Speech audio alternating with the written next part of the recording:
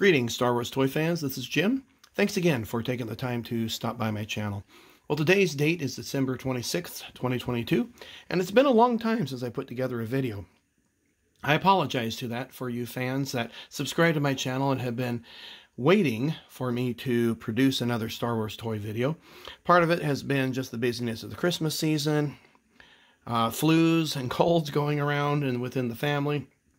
And then the other reason was I wanted to have all three of the Jedi ghosts present before I actually did a video on these.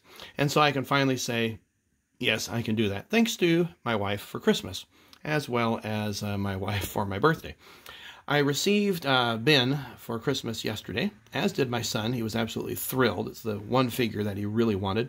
And I received Yoda for my birthday this past year. And the Anakin that you see there is the original Kenner toy from my childhood.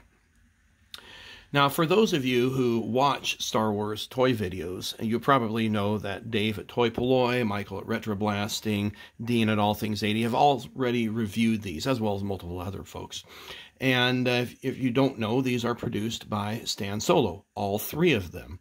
So if you don't have the original Kenner, Anakin Skywalker, well, you can get that through, through Stan Solo.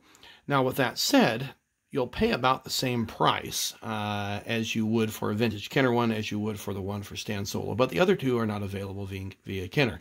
Kenner did not make Yoda Ghost or the Ben Ghost. So let's talk a little bit about these. So we'll start with this one. Again, this is my childhood toy. It was a mail order item, so I saved up the proof of purchase seals. And it's a big chunk of plastic. It's not really all that exciting. You can see there, it says Lucasfilm 1985.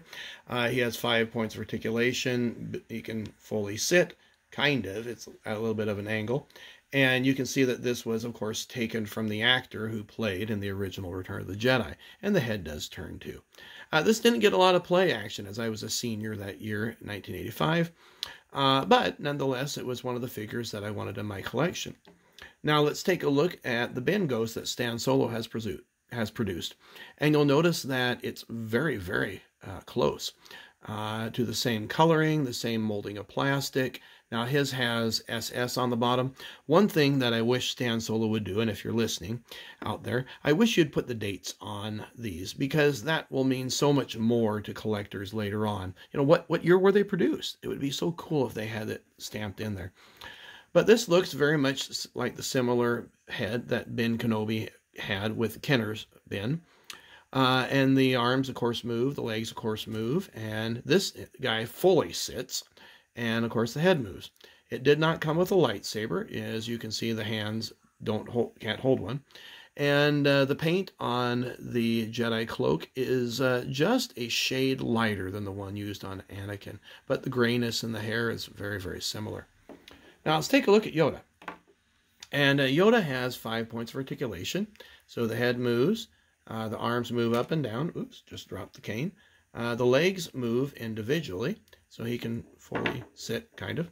And then he comes with this little nifty cane. And he's molded in a light green, and he has a belt that is molded into the cloak. Now, I brought out my vintage Kenner Yoda, and you can see that there is a lot of similarities between the two. The hand shapes are very similar, although this guy has a much tighter grip. Of course, the belt, as I mentioned, was stamped in. Yoda, his legs do move separately. I've never taken off this cloak. If you watch my Return of the Jedi video, you'll know that this has never been removed, and the snake hasn't been removed to my memory either. I was kind of anal about not doing some things with my toys, you know, I didn't want to ruin them, so I didn't take it apart. Let's take a look at the cane here, and you'll see that the cane is very, very similar. In fact, if not almost identical. The plastic is also very of similar construction.